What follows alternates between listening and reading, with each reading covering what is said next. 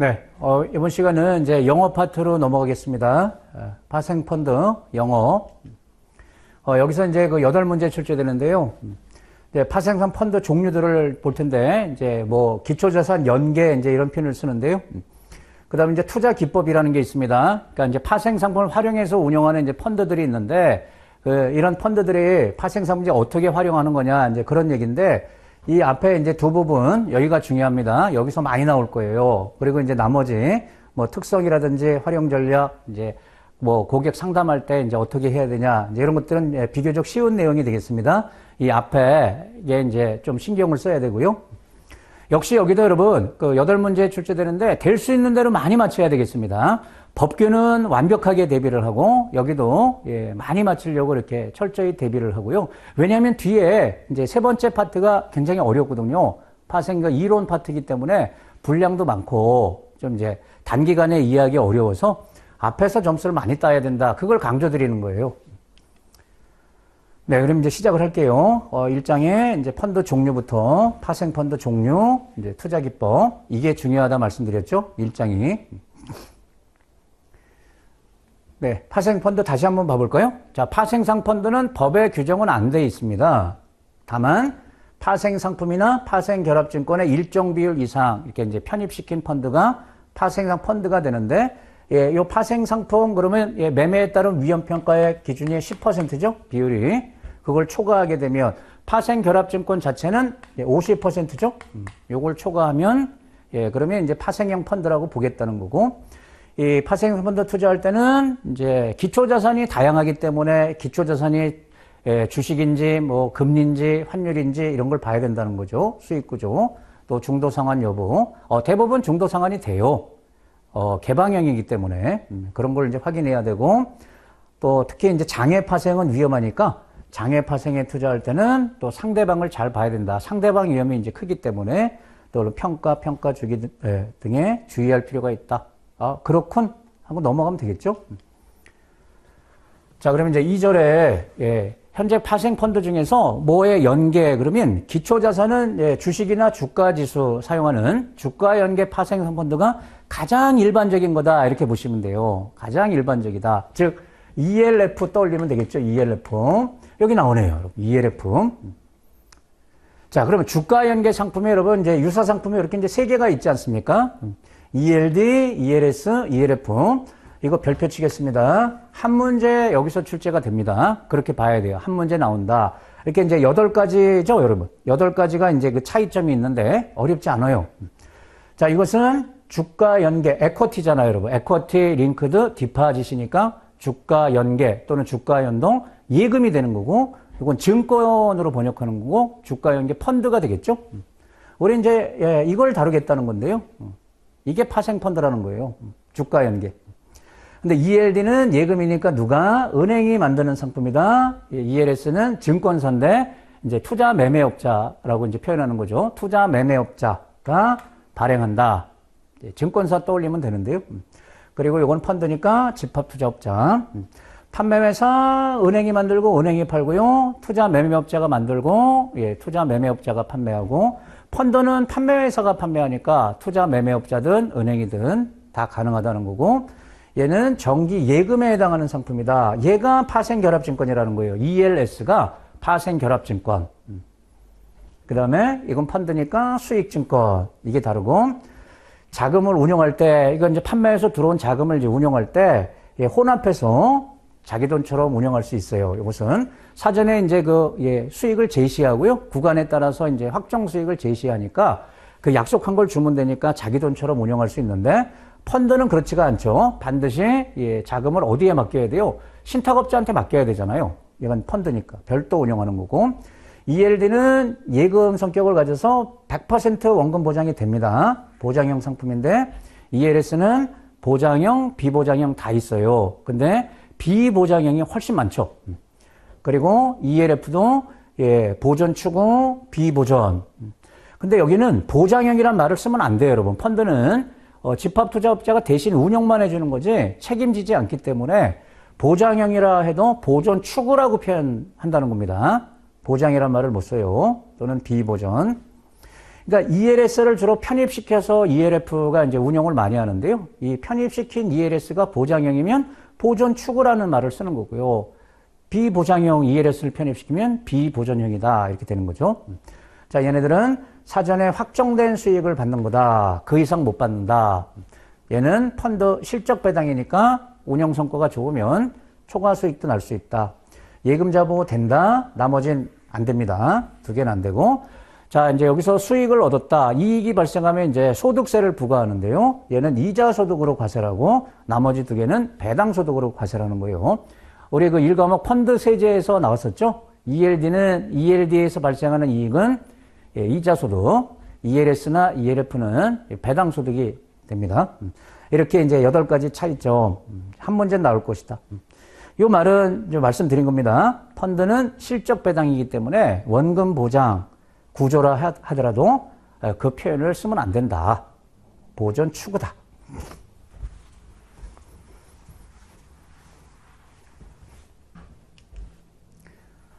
자, 이해를 돕기 위해서 이 구조를 보겠습니다. 그래서 주가 연계 파생상 펀드 이제 수익 구조는 이렇게 이제 꺾이는 구조가 대부분이에요, 여러분. 선형 구조가 아니고 이제 비선형 구조인데 지금 이제 이걸 보겠습니다. 이게 이제 너가웃형이라고 이제 표현하는 거죠. 그러면 여기 이제 A 구간, 이게 원금 주는 구간이고요. 이게 기초 자산이 이제 주식이나 이제 또는 주가 지수를 사용하는데요. 그리고 이제 수익이 비례적으로 나눈 구간이 있고 참여율을 곱해서 그리고 여기 이제 배리어죠, 여기. 배리어를 건드리면 이제 리베이트만 주는 구간이 있단 말이에요. 그러면 이게 A 구간이 뭐다? 자, 설정일로부터 이제 이 상품이 이제 발행이 돼가지고 이제 돈이 들어왔으면 운용 들어갈 거 아닙니까? 그 시점을 기준으로 만기 때 주가가 빠지면 원금이 보장된다 이런 뜻이에요. A 구간은 이제 원금이 보장되는 그래서 원금 보존 추구 구간이 되는 거고 요 구간에서 이제 비례적으로 이익이 나는 거죠. 기초자산 가격이 100에서 140, 요 사이에서는 비례적으로 수익이 난다. 그런데 여기 이제 참여율이라는 게 있는데 요 참여율이 요 기울기를 결정하는 거거든요. 즉, 요게 무슨 뜻이냐면 요 지수 변동률의 1.5배 수익을 주겠다 이런 뜻이에요.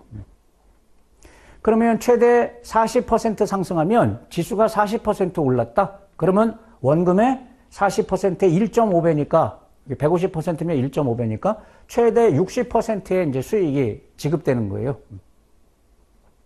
그러면 여기에 20% 상승해서 끝나면 어떻게 돼요? 20에 1.5배니까 30% 이제 수익이 나는 거예요. 그렇게 이제 사전에 이제 제시가 된다는 거죠. 그리고 C 구간은 뭐다? 한 번이라도입니다. 우리나라 상품들은 만기 때가 아니고 만기 도중에 한 번이라도 요걸 초과해서 이제 금발 보면 이게 이제 너가웃이란 말이에요. 그러면 이제 수익이 사라져 버리는데 일종의 위로금을 주는 게 요 리베이트가 되겠습니다. 그 8%. 그럼 이것도 8%는 무조건 받아요. 한 번 이걸 초과하잖아요. 근데 이제 만기 때 다시 일로 들어왔다. 그래도 무조건 8%만 이제 지급하는 거예요. 그래도 어딥니까, 여러분? 만약에 지금 이런 상품이 있다. 그러면 이 리베이트 걸리기를 바라는 사람들도 많습니다. 투자자 중에 이렇게 바라고 투자하는 사람들도 있지만 이걸 초과해가지고 8%만 받아도 그 예금보다는 뭐 2배 이상 지금 좀 금리가 올라서 예금 이자도 좀 높아졌지만 확정 수익이 발생하니까 이 너가웃에 걸리는 것도 이렇게 리베이트가 있으면 나쁜 게 아닙니다. 자, 이해되셨죠? 이런 식의 이제 사전에 수익 구조가 정해지는데 그러면 이제 이런 상품을 팔았단 말이에요. 그럼 이제 돈이 들어올 때 돈을 어떻게 운영하냐. 자산운용회사가 자금을 운영할 때 이렇게 세 가지 형태가 있다는 겁니다. 이 상품 유형을 보면 돈을 갖다가 워런트에 투자하는 이제 형태가 있고 아까 똑같은 구조를 이제 지급하겠다 이렇게 이제 제시를 하더라도 워런트에 투자하는 경우가 있고 파생결합증권 자체 이게 이제 ELS죠. ELS를 편입시켜서 운영하는 형태의 펀드도 있고 장래 파생 상품에 직접 운영하는 형태의 펀드도 있다는 거예요. 자기가 직접 운영해서 그 수익을 만들어내면 되니까. 그럼 이 워런트 투자형은 어떻게 하는 거냐면 이런 구조입니다. 자금을 대부분 채권에 투자를 해요. 원금을 확보하기 위해서 채권에 투자하고 채권의 이자 정도를 워런트를 편입시키는 거예요. 워런트가 이제 옵션이죠. 주로 이제 장외 옵션입니다. 여러분, 이 워런트 투자형은요, 무조건 원금 보존 추구형이다 이렇게 보면 돼요. 원금을 보존해줘야 되는 구조에서는 대부분 이런 식으로 자금을 운영한다. 그 다음에 이제 ELS 자체를 편입시키는 거예요. 아까 그런 구조를 갖고 있는 ELS를 이제 편입시켜서 운영하는 거. 파생결합증권을 편입하거나 또는 장애 계약을 맺는 거. 장애 파생 계약. 그러니까 아까 그런 구조를 놓고 서로 계약을 맺는 거죠. 이렇게 우리 주고받자. 장애 계약을 맺는 이런 형태도 있는데 이런 형태는 원금 보존 추구형, 비보존형 두 개 다 있다는 겁니다. 그리고 장래 파생 상품 그러면 대표적인 게 이제 선물인데요. 선물은 선용구조란 말이에요. 선용구조 상품을 활용해가지고 옵션 같은 비선형 상품을 이제 복제하는 방법이에요. 장래 파생 상품을 이용해서 옵션 구조를 이제 복제하는 펀드. 이런 형태도 있다는 겁니다. 그러니까 복제를 해가지고 약속한 걸 주면, 그리고 여러분 복제를 잘하면 이제 수익이 날 거 아니에요. 그러면 약속한 것만 주고 나머지는 안 줘도 되니까. 복제해서 운영하는 것을 금융공학 펀드라고 이렇게 얘기합니다. 다시 한번 말씀드리면 장래 파생상은 선물이 대표적인데 선물은 이제 선형구조예요. 선형구조 상품을 가지고 비선형 상품을 복제해낼 수 있다는 겁니다. 이런 이제 세 가지 유형이 있는데 이제 하나하나 이제 살펴보겠습니다. 먼저 워런트 투자형. 너무너무 중요해요, 여러분. 시험에 매번 출제가 되는데요. 자, 워런트 투자형은 어떻게? 이게 워런트가 이제 옵션이라는 뜻입니다. 특히 이제 장애 옵션 계약을 많이 맺어요. 무슨 구조를 만들 수 있다? 워런트 투자형은 다양한 비선형입니다. 옵션이니까 이제 꺾이는 구조가 되겠죠. 이런 구조를 만들어낼 수 있는 거다. 자, 워런트의 장점은 옵션이기 때문에 레버리지 효과가 있죠, 여러분. 옵션은 권리만 사고 파는 거기 때문에 이제 적은 금액으로 거래가 되는 거예요. 그래서 적은 금액으로 권리에 대한 대가, 이제 프리미엄이라고 표현하지 않습니까? 금액으로 투자가 가능해서 레버리지가 이제 나온다. 그리고 워런트 투자형은 원금 보존 추구형 만들 때 사용하는 거다. 비보존형이 아닙니다. 그래서 이제 자금을 어떻게 한다? 대부분을 채권에 투자라고요. 채권의 이자 정도를, 그러면 이제 채권 금리를 봐야 되겠죠? 채권 금리에 따라서 이제 워런트 투자 금액이 이제 달라지는데, 그 이자 금액을 워런트를 매입하는 거예요. 권리를 갖는 쪽으로 워런트를 매입해서 이제 그 수익을 만들어내는 거다. 이 워런트는 이제 장애 파생 상품이다. 장애 옵션이다. 주로 이제 장애 옵션이다. 왜냐면 장래는 그 원하는 구조를 다양하게 설계할 수가 없겠죠. 장애 계약을 통해야 원하는 조건대로 이제 설계가 되기 때문에 대부분 이제 장애를 이용한다. 그래서 당연히 가격 변동 위험은 있는 거죠, 여러분. 옵션 가격 변동이 생길 테니까. 근데 신용 위험도 있다는 겁니다. 장애 계약이기 때문에. 그리고 또 채권도 여러분 대부분 안전자산의 국채에다가 투자를 많이 하는데 편입한 채권에 신용 위험도 있을 수 있어요. 신용 위험 있고 가격 위험 있고, 요거 이제 워런트 관련해서는 가격 위험, 신용 위험 다 있고, 편입한 채권에 신용 위험이 있고, 그리고 얘는 무조건 원금 보존 추구형이다 이렇게 보시면 돼요. 자, 워런트를 편입한다는 것은 다양한 구조를 만들려고 하는 거예요. 그래서 이제 이름들이 있다는 겁니다. 요 이름들을 이제 하나씩 봐야 돼요. 자, 이제 콜형이 있고 풋형이 있고 디지털 구조가 있는데, 이제 그래프를 참조하면 이제 이해하기가 쉬운 거고요, 여러분. 시험에서는 이 그래프가 나는 게 아니고 요 말을 주고 이름이 디지털이냐, 뭐 스프레드냐, 이제 이걸 찾으면 되는데, 자, 콜형이라는 건 뭐예요? 여기 보는 것처럼, 자, X축이 이제 기초자산 가격, 여기서 이제 주가가 되겠죠? 올라갈 때 수익이 나는 거, 이것을 콜형이라 그래요. 우리나라 대부분 상품은요, 우리나라 상품은 다 콜형이 대부분이에요. 지수가 올라갈 때 수익이 지급돼요, 여러분. 떨어질 때 주는 게 아니고 올라갈 때. 반대로 지수가 빠질 때 수익이 나는 거다. 그러면 이제 풋옵션형이다. 이렇게 표현하는 거고요. 자, 디지털은 0, 1이잖아요, 여러분. 디지털은 일정액을 주거나 안 주거나. 그러니까 상승 또는 하락 시 일정한 쿠폰을 받거나 받지 못하는 이런 구조죠, 여러분. 자, 일정액을 주거나 원금만 주거나. 이런 구조. 이런 말 나오면 디지털. 그 다음에 스프레드. 스프레드는 기초자산이 특정 구간에 있을 때는 지속적으로 수익이 상승하지만 특정 구간을 넘어서면 일정 수익만 나온다. 이런 말이 나오면 스프레드. 이 일정 수익이 이제 캡을 씌운다. 이렇게 얘기해요, 여러분.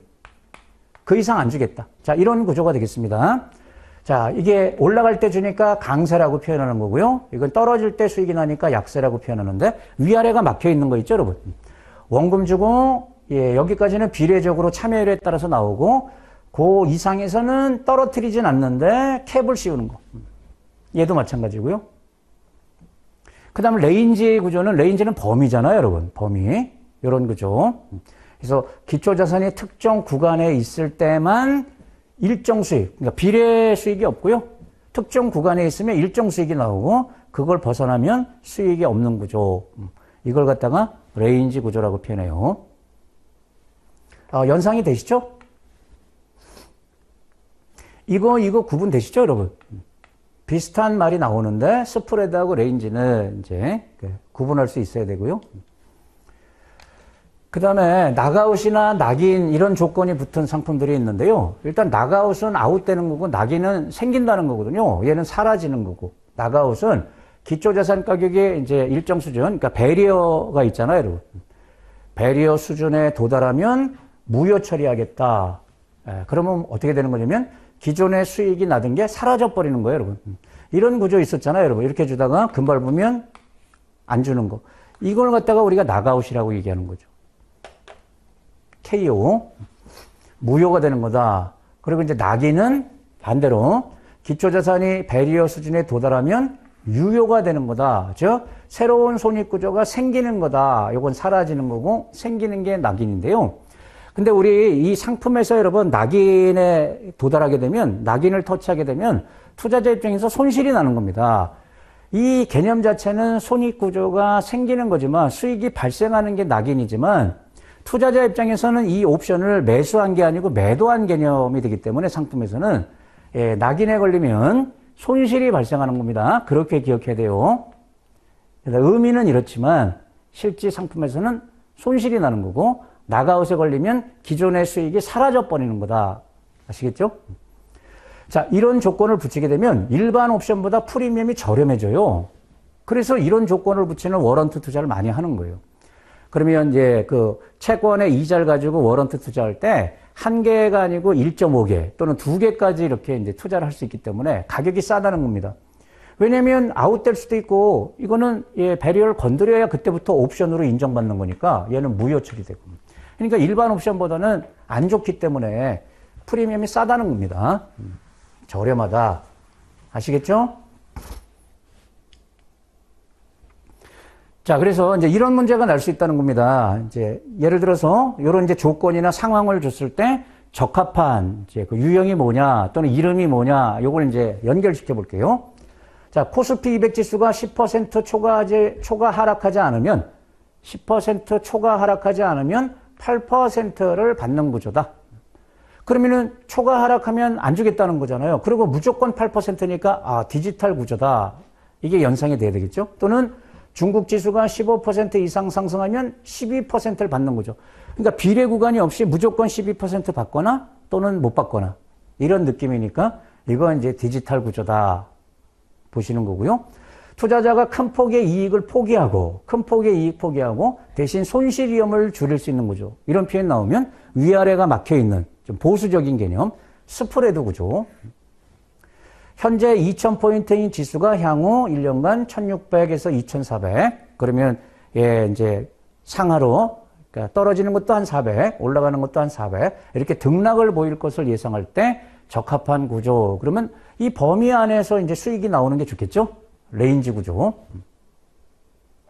주가가 1년 이내 40% 이상 상승하지 않으면 참여율 100% 콜옵션이다. 그러면 올라간 만큼 수익이 나오는 거다. 참여율이 100%니까 지수 상승률하고 똑같이 이제 수익이 지급되는 구조지만 한 번이라도 40% 이상 상승하면 이후 주가 움직임과 관계없이 콜옵션이 없어진다. 그럼 아웃되는 거잖아요. 그럼 낙아웃을 설명하고 있는 거다. 이 판단되죠?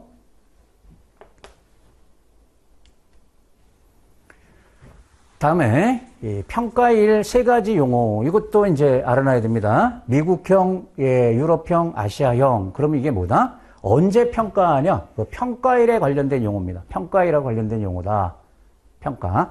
유럽식이라는 것은요, 만기 때만 이제 평가가 이루어지는 상품을 말해요, 여러분. 원래 이제 옵션은 그 권리 행사라는 게 있는데, 권리 행사를 이제 언제 하냐에 따라서 유럽식, 미국식 이렇게 이제 크게 구분을 해요.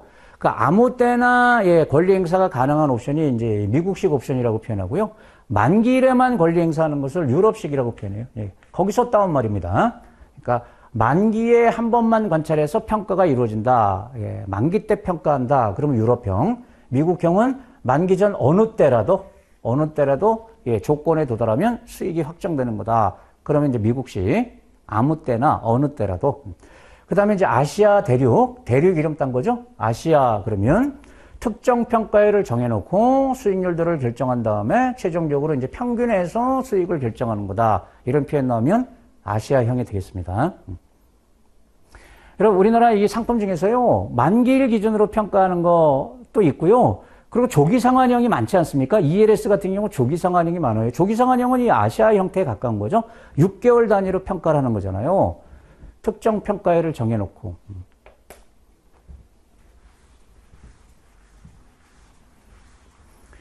유럽형, 미국형, 아시아형. 다음에 이제 참여율이라는 게 있었죠, 여러분. 참여율이 뭘 말하는 거다? 그 그래프상에 이제 그 비례 구간의 그 기울기를 결정하는 게 이제 참여율인데요. 기초자산 가격 상승 또는 하락률에 대해서 워런트 수익이 어떤 비율로 참여하는가.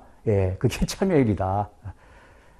자, 이게 중요합니다, 여러분. 자, 워런트 수익률을 지급할 때 기초자산 가격 변화에다가 참여율을 곱한 만큼이 이제 워런트 수익률이 되는 거예요.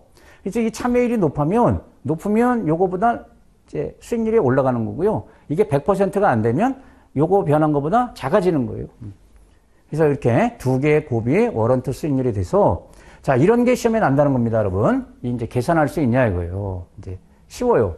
자, 기초자산이 코스피 200 지수인데요. 참여율이 90% 유럽형 콜옵션을 가정해 보자. 그러면 이게 뭐예요? 유럽형이니까 이제 만기 때 기초자산 가격 가지고 이제 계산한다 이런 뜻이죠. 만기 때 평가하는 거고요. 그러면 기초자산 변동률의 0.9배 이제 수익을 지급한다 이런 뜻이죠. 근데 만기 때 코스피 200이 30% 지수가 상승했다. 그러면 수익률은 어떻게 된다? 30%에다가 참여율을 곱하는 거니까 그럼 30%의 0.9배가 수익률이 되겠죠. 그럼 27% 이게 이 워런트의 수익률이다. 쉽죠, 계산. 이 시험에 거꾸로 내기도 합니다. 만약에 27% 수익률이 나왔다. 지수가 30% 올랐을 때. 그러면 거꾸로 이 참여율 몇 %짜리냐? 이것도 계산이 되잖아요. 그러면 90% 또는 0.9배짜리다. 그러면 여러분 투자자 입장에서는 참여율이 100% 이상짜리가 좋은 거잖아요. 150%가 90%보다는 150%짜리가 지수에 대해서 수익이 훨씬 더 많이 나오는 거니까 좋은 건데, 근데 이 참여율은 뭐에 따라서 결정되는 거냐? 그 채권의 이자 크기에 따라서 결정되는 거예요. 채권 금리가 높아서 이자를 많이 받을 수 있으면 워런트 투자를 많이 할 수 있기 때문에 참여율이 올라가는 거고요. 근데 이제 그렇지가 않으면 이제 참여율이 이제 떨어지는 거예요. 워런트 투자를 많이 못하면. 네, 이거 계산할 수 있어야 되고요. 다음에 이제 리베이트가 있었잖아요, 여러분. 리베이트만 나오는 한 번이라도 건드리면은 이제 무조건 확정돼서 일종의 위로금 주는 거예요. 리베이트, 보상 수익 또는 이제 위로금. 이것은 나가웃 구조에서 이제 발생하는 거죠. 수익이 나다가 더 이상은 못 주겠다. 그래서 이제 뚝 떨어뜨리는 거 아닙니까? 그러니까 낙인 구조가 아니고 나가웃 구조에 이제 있는 게 리베이트입니다. 만족되면 기존의 수익 구조가 사라지기 때문에 투자자 입장에서 안 좋잖아요. 그래서 일종의 이제 위로금을 주겠다. 그게 리베이트인데, 리베이트가 없는 구조도 있단 말이에요. 없는 구조는 뭐냐면 무조건 원금만 주는 겁니다. 원금. 그리고 풀 리베이트. 이게 스프레드 구조 있었죠, 여러분. 스프레드는 이렇게 원금 주는 것과 비례적으로 주고, 요 베리어 도달했을 때 떨어뜨리지 않고, 그 최대 수익 주는 거. 이게 풀이라고 표현하는 거예요. 근데 이렇게, 여기서 원금 주겠다. 이게 노. 근데 이렇게 리베이트가 나오는 거 이렇게 주는 게 일반적이란 말이에요. 그게 파셜, 부분적으로 이제 준다. 어려운 말 아니죠? 이렇게 될 수도 있고 이렇게 떨어뜨릴 수도 있고 아예 원금만 줄 수도 있고.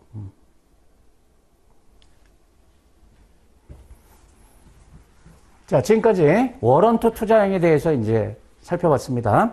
근데 이제 그런 방식 말고 또 어떤 방식으로 자금 운용할 수가 있다? ELS 자체를 편입시키는 겁니다. ELS 자체를. 또는 장외 파생 계약을 체결하는 겁니다. 이 두 개는 비슷한데 일단 그 자금을 주고받는 방식이 다르다는 겁니다. 파생 결합 증권을 편입시키는 거다. 이거는 ELS를 사는 거잖아요. 그래서 항상 원금을 발행사한테 이제 제공을 해야 된다. ELS는 상품이니까 상품을 편입시키려고 그러면 상대방한테 그 상품에 대해 원금이 가야 되겠죠? 원금이 가고 나중에 이제 돌려받는, 약속된 금액을 이제 돌려받는. 항상 원금이 ELS 발행자에게 넘어간다는 겁니다. 반면에 장외 계약은 협상에 따라서 두 가지가 다 된다는 겁니다. 원금을 상대한테 넘겨주고 만기 때 되돌려받는 그런 식의 운영도 있고, 이게 이제 위험하단 말이에요. 상대방 위험이 커가지고 중간중간에 이자만 주고받는, 이자 또는 이게 이제 차익이라고 불러요. 차액만. 이런 식의 계약을 맺을 수도 있는데 이걸 많이 해요. 왜냐면 장애는 상대방 위험이 서로 크기 때문에 원금 자체를 주고받는 걸 꺼려요. 그래서 이제 차액만 또는 이자만 주고받는 이런 계약이 이제 주를 이루는데, 이건 이제 이름만 기억하면 되겠죠, 여러분. 원금 자체가 교환된다. 그래서 이걸 이제 덩어리다, 펀디드. 요거는 이자만 주고받는다, 언펀디드 수합이라고 이렇게 표현하는 거예요. 펀디드 그러면 원금 자체를 주고받는. 언펀디드 그러면 이자 또는 이제 차액을 주고받는. 이 자금이 어떻게 이제 상대한테 넘어가냐, 그리고 되돌려받냐, 이것만 다르지 똑같다는 겁니다. 얘네들은 원금 보존 추구형을 만들 때 또는 비보존형 만들 때 다 가능하다는 거예요.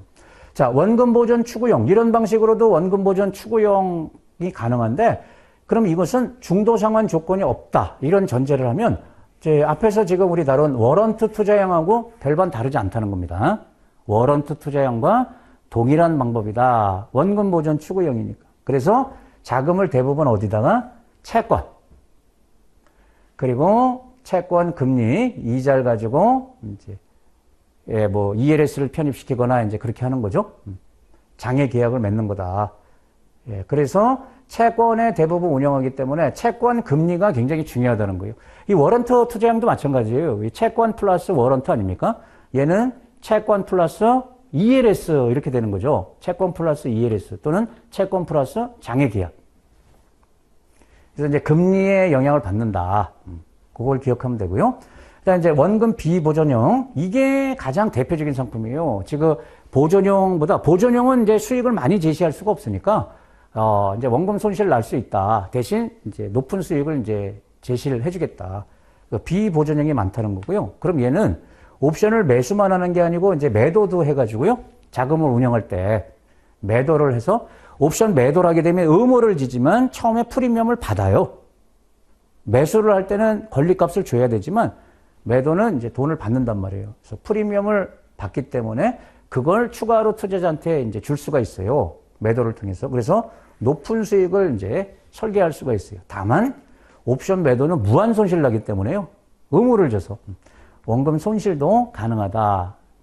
그러니까 원금 보장이 안 된다는 겁니다. 그래서 이 수익을 제시하는 걸 이제 쿠폰이라고 하지 않습니까? 그럼 이제 그 평가 조건에 따라서 쿠폰이 높을 수도 있고 낮을 수도 있는데, 투자자에게 불리할수록 대가를 더 주겠죠? 투자자한테 불리한 조건으로 설계가 될수록 높은 쿠폰을 제공한다는 거예요. 이건 당연한 원리 아니겠어요?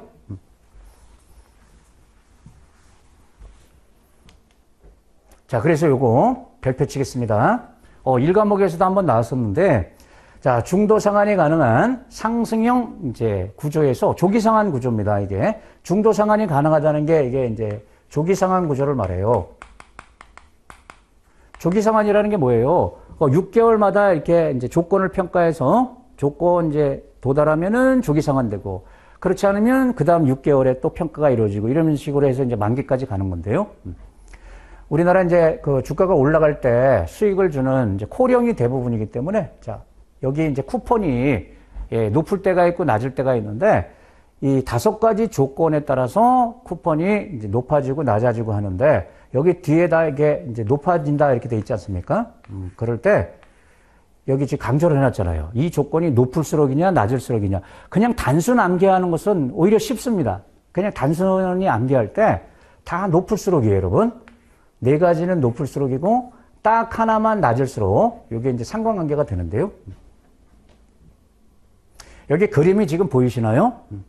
이게 전형적인 상품 구조인데 굉장히 좀 복잡하죠? 이게 조기상환형 ELS, 예, 이제 손익 구조가 대부분 이렇게 생겼다는 거예요, 여러분. 조기상환형. 그럼 뭐냐면, 예, 이제 지수대에 따라서 평가를 할 때 지수가 일정 범위 밑으로 떨어지지만 않으면 이렇게 이제 디지털 구조예요. 일정 수익을 주고요. 이게 지수가 많이 빠질 때 이렇게 넉인을 여기다 걸어요, 여러분. 손실 나는 거, 넉인. 그래서 이 지수가 많이 빠져서 넉인을 터치하게 되면 손실이 나는 거예요, 여러분. 정확히 말하면 바로 손실이 확정되는 건 아니고 손실이 발생하기 시작한다. 이제 이런 의미인데요. 그러니까 지수가 빠지더라도 요 자금 운용할 때 이 손실을 투자자한테 부담시키지 않고요. 근데 넉인을 터치하면 그때부터는 투자자한테 전가시키는 거예요. 손실을. 그 이전까지는 유예했다가.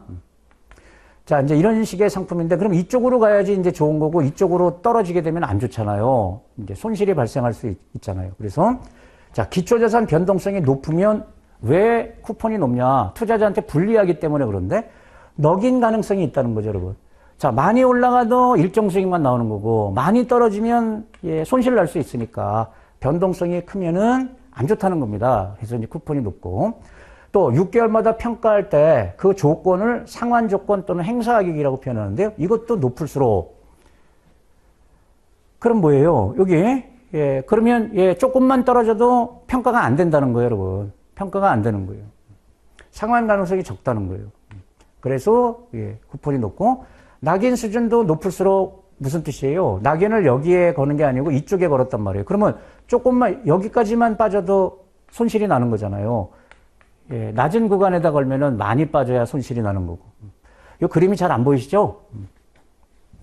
자, 낙인 수준이 높다는 것은 예, 낙인 가능성이 그만큼 크다는 겁니다. 안 좋다는 겁니다. 그 다음 나가웃 수준이 높을수록 이것은 예, 이것도 안 좋다고 보고 쿠폰이 높은 겁니다. 왜냐하면 예, 나가웃에 걸리게 되면 리베이트가 나오는 게 이제 대부분인데요. 그러면 그 상환 수익률 확정이 늦어지는 거다. 그러니까 나가웃을 이렇게 쭉 올라갈 때 원금 보장형에서 이렇게 비례적으로 수익을 주다가 예, 리베이트 이렇게 나가웃을 걸잖아요. 근데 예, 여기다 거냐 나가웃을. 그러면 이게 높다는 건 이 뒤쪽에다가 나가웃을 걸었다는 거예요. 그러면 리베이트 주는 게 이제 한참 걸리잖아요, 여러분. 요 앞에 있는 게 바로 리베이트가 확정되는 거고. 그래서 리베이트를 선호하는 투자자들이 있기 때문에 이게 예, 높은 가격대에 나가웃이 있으면 확정되는 게 늦어져서 안 좋다는 겁니다. 그리고 이제 종목 간의 상관관계만 예, 낮을수록 이게 더 안 좋다는 겁니다. 왜냐하면 우리나라 상품은 예를 들어 두 종목 갖고 평가하는 이런 상품들이 있죠. 두 종목, 세 종목 가지고 평가를 할 때 그중에 수익이 많이 난 걸로 평가하는 게 아니고 수익이 안 난 걸로 평가합니다. 예, 한 종목이 상환 조건을 만족하더라도 다른 게 만족 못할 수가 있어서 상관관계가 낮으면 우리나라 상품은 뭐다, 여러분? 수익이 예, 성과가 높은 자산으로 평가를 하는 게 아니고 낮은 자산으로 평가해요. 그래서 이것을 워스트 퍼포머 방식이라고 얘기하는 거죠. 베스트가 아니고 워스트, 안 좋은 걸로 평가를 해요. 그러면 이렇게 보시면 돼요. 만약에 상관계수가 정의 상관관계를 갖는다는 거예요. 그럼 높은 거죠? 쌍둥이죠. A하고 B가 있는데 얘네들이 예, 정의 상관관계를 갖게 되면은 그냥 가정을 하면 이렇게 돼요. 똑같은 방향으로 움직이니까 얘가 10% 올라가면 얘도 10% 올라간다는 거고 얘가 10 빠지면은 얘도 10 빠진다는 겁니다. 그러면은 이럴 때는 10% 수익이 난 거고 이럴 때는 예, 10% 손해가 났으니까 그러면 두 번 중에 한 번은 예, 조기 상환이 된다고 보시면 돼요. 그런데 이게 만약에 상관계가 낮으면 어떻게 되냐면 얘네들 움직임이 얘가 올라가도 얘는 떨어진다는 거고 얘가 떨어지면 얘는 올라가서 끝난다는 이런 이제 자산들이라는 건데 그러면 항상 안 좋은 걸로 평가하니까 얘로 평가하니까 이런 경우에는 거의 100% 조기 상환이 안 되는 거예요. 베스트 퍼포머가 아니고 워스트 퍼포머 방식이기 때문에. 그래서 상관관계가 낮으면 안 좋다는 겁니다. 투자자 입장에서. 이해되셨나요? 네, 높을수록 다 높을수록인데 종목 간의 상관관계 그것만 낮을수록 투자자한테 안 좋아서 쿠폰이 높다.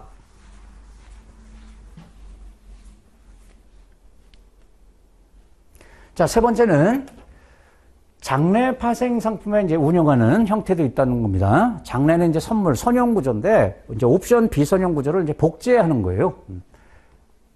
이거는 이제 그 운영 실력이 있어야지 이제 가능하겠죠. 근데 이제 최근에도 이런 방법이 많이 나오고 있는데, 이걸 이제 이렇게 이름을 금융공학 펀드 또는 뭐 델타 해칭, 델타 복제 펀드 이런 말을 씁니다. 자, 이 개념이 계속 말씀드린 것처럼 옵션 이제 구조를 복제하는 거다. 장래 파생 상품 이용해서. 근데 이제 여기 이제 두 가지 이렇게 용어가 있다. 풋옵션 매도. 요것을 복제하는 그것을 갖다가 리버스 컨버터블. 아직 여러분 이제 이게 어떤 구조인지 우리 안 배웠는데 이런 구조입니다. 이런 구조. 이게 풋 매도 구조예요. 올라갈 때 일정 이익, 떨어질 때 무한 손실. 이 포지션을 풋 매도를 하지 않고 선물을 이용해서 이게 복제가 된다는 겁니다. 그걸 갖다가 리버스 컨버터블 이렇게 부르고요. 이 컨버터블이 뭐냐면 여러분 이게 이제 그 컨버터블 본드라 전환사채 있지 않습니까? 전환사채하고 정반대 수익 구조예요, 이게. 전환사채에 투자하는 거하고 정반대 수익 구조. 그래서 리버스 컨버터블 이런 표현을 쓰는 거고요. 그다음에 이제 콜 매수 구조를 복제하는 거. 콜 매수는 이런 구조입니다. 이게 아주 중요한 그래프인데요. 떨어질 때 제한된 손실, 올라갈 때 계속 이익을 보는 이런 구조가 콜 매수 구조예요. 요것을 복제하는 것을 포트폴리오 인슈런스, 포트폴리오 보험 이런 용어를 씁니다. 좀 어렵죠? 또 금융공학 펀드 이게 델타 복제를 많이 하는데요. 이게 그러니까 옵션을 복제할 때 델타 값을 복제하는 거예요. 델타 값. 옵션은 델타, 감마, 베가, 세타로 이런 지표가 있다 했죠. 그중에 이제 델타가 뭐냐면 이 옵션의 기초자산 가격과 옵션 프리미엄 가격 변화의 비율, 그것을 측정한 값이 델타입니다. 델타가 뭐라고요? 예, 옵션 기초자산 가격하고 옵션 가격 자체의 그 비율, 그 변하는 비율, 기초자산 가격 변화분에 대한 옵션 가격 변화분, 그 수치가 델타인데요. 그걸 가지고 이제 복제하는 거예요. 델타 값을 이용해서. 그럼 이 델타를 복제하는 펀드들은요, 요 말도 알아놔야 됩니다. 변동성이, 기초자산의 변동성이 클 때 유리해요, 여러분. 수익이 나는 거예요. 예, 변동성이 크다는 것은 등락을 반복할 때 이런 뜻이 되겠습니다. 올랐다. 계속 올라가거나 계속 떨어지는 게 아니고 올랐다, 내려갔다, 올랐다, 내려갔다 이렇게 상승, 하강을 기초자산이 반복할 때 예, 효과가 커요. 기초자산이 큰 폭으로 하락하지 않을 때, 예, 큰 폭으로 떨어지면 안 좋습니다. 반복할 때가 좋습니다. 그래서 변동성이 증가할 때 유리하다는 거고 큰 폭 하락이 없을 때 유리하다는 거다. 그럼 뒤집으면 변동성이 작을 때 또는 큰 폭으로 하락할 때 그러면 성과가 예, 안 나온다는 겁니다. 예, 기억하고요. 그리고 여러분 장래 상품은 우리 펀드 세제에서도 나왔었는데 상장 주식 또는 선물, 기초자산 이후 상장 주식인 이 파생 상품은 비과세 혜택을 주지 않습니까? 펀드에서. 그러니까 비과세되는 그러니까 이제 절세 효과가 나온다는 거예요, 여러분.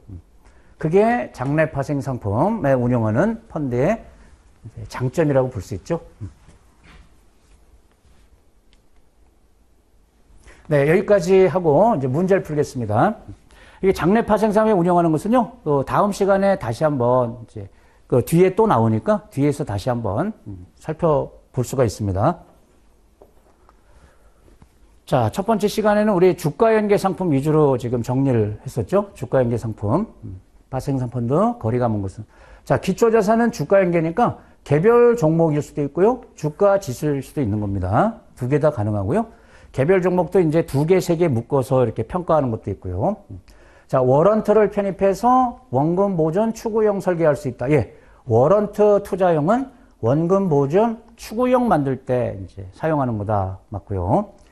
장래 파생 상품은 편입할 수 없고 장애 파생 상품만 편입이 가능하다. 이거 틀렸죠, 여러분? 지금 세 가지 유형이 있는데 장래 파생 상품에 운영할 수도 있잖아요. 옵션 복제해서. ELD, ELS는 원금 보장 구조로 발행이 가능하다. 예, 얘는 100% 원금 보장되는 상품이고요. 예금이니까. 얘는 보장형, 비보장형 이제 다 가능하니까 이게 맞는 말이죠. 3번 틀렸고요. 자, 이렇게 수익 구조 이제 이름 찾는 겁니다. 워런트 투자 구조 중에서요. 기초자산 가격이 일정 수준에 도달하면 새로운 수익 구조가 생긴다. 너무 쉽죠? 건드리면 생긴다. 넉인. 2번. 답은 2번인데요. 근데 여러분 실제 상품에서는 넉인에 도달하게 되면 투자자 입장에서는 손실을 본다는 겁니다. 손실이 나는 구간이에요. 실제 수익이 발생하는 게 아니고. 왜냐면 이 옵션을 투자자 자금으로 매수하는 게 아니고 매도로 들어가는 거거든요. 자금을 운영할 때. 일단 이제 답은 2번이고요. 이제 스프레드 구조 떠오르시죠? 위아래 막혀 있는 거. 그 다음에 나가웃은 사라지는 거죠. 수익이 사라지는 거고. 그래서 이제 리베이트가 나오는 거고.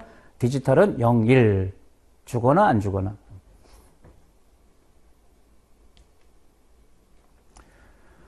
예, 옳은 것은 주가 연계 파생 결합증권에 대한 설명이다. 이거는 이제 파생 결합증권 자체. 그러면 이제 ELS 떠올리면 되겠죠? ELS. 파생 결합증권이니까. 자, 다른 조건이 일정할 때 요거 여러분 쿠폰 얘기하는 것 같은데요. 쿠폰 제시 수익률이니까. 자, 기초자산의 변동성이 크면은 투자자한테 좋다, 안 좋다? 안 좋다. 왜? 낙인 가능성이 있기 때문에 안 좋다 했습니다. 그럼 제시 수익률이 낮아지면 안 되겠네요. 높아져야 되겠네요. 그거 틀렸고. 다른 조건이 일정할 때 기초자산 상관관계가 낮아진다? 상관관계가 낮으면 안 좋은 겁니다. 그럼 제시 수익률이 이것도 높아야 돼요. 틀렸고. 자, 낙인 수준이 낮을수록 좋은 겁니다. 높으면 안 좋은 거고, 낙인이 낮다는 것은 원금 손실이 천천히 발생하는 거예요. 투자자에게 안정성이 높아서 손실 위험이 감소하는 거다. 이게 낮으면. 이건 맞습니다. 이게 높은 게 불리한 거고요. 제시 수익률이 높다는 것은 투자자에게 권유하기 적합한 상품이다. 이게 단정하면 안 되죠. 무조건 제시 수익률 높은 걸 권하게 되면 그만큼 왜 수익률이 높겠어요? 위험이 커서 그런 거 아니겠어요? 이게 말이 안 되는 겁니다. 네. 이해되셨죠? 3번이 맞는 말이고, 1번, 2번은 틀렸다. 4번도 틀린 표현이다.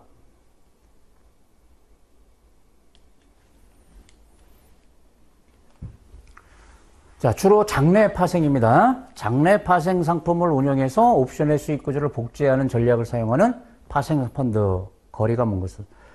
자, 옵션을 복제한단 말이에요. 선물 같은 장내 상품으로. 델타 펀드라고 부릅니다. 또 이거 포트폴리오 보험용 펀드 있었죠? 리버스 컨버터블 펀드 있었죠? 이건 무슨 구조를 복제하는 겁니까?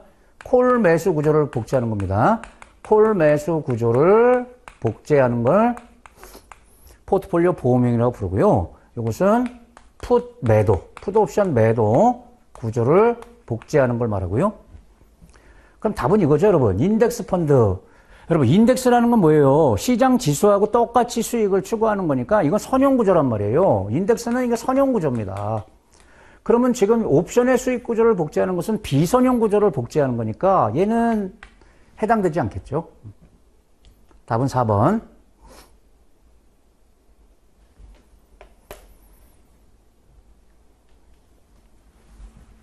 예, 이렇게 여러분 문제를 풀어보지 않으면 이게 이제 단답형으로 이렇게 나오더라도 그 말이 그 말 같아요. 이게 뭘 묻는 거지?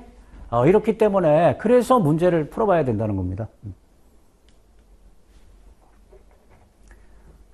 자, 장내 파생사업 운영형 주가연계 파생펀드.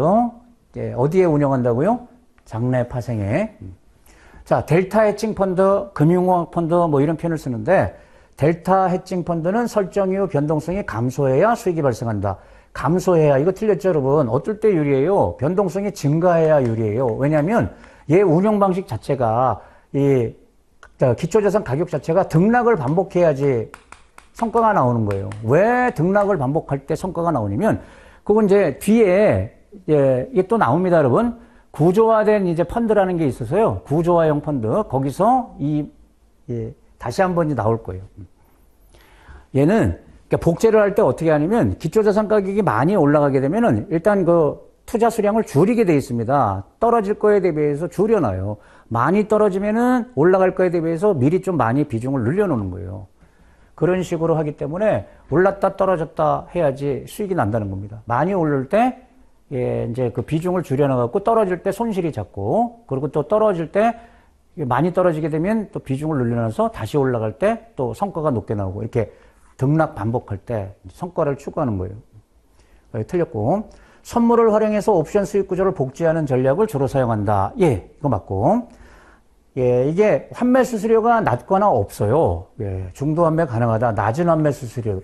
이것도 장점입니다, 여러분. 이 장내 상품은 유동성이 커가지고요. 예, 그 유동성 위험이 거의 없습니다. 유동성이 굉장히 풍부하기 때문에 쉽게 현금화가 가능하다. 그래서 낮은 환매 수수료. 수익률 변동 가능성이라는 단점이 있다. 이 수익률 변동 가능성은 이 장단점에 다 들어갑니다. 그러니까 복제를 하는 거잖아요. 그럼 복제를 잘하냐 못하냐에 따라서 복제를 잘하면 예, 생각보다 높은 성과가 나오는 거고, 운용 과정에서.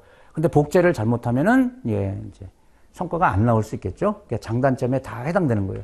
수익률 자체가 고정되는 게 아니고 변동하는 거죠. 복제를 하니까.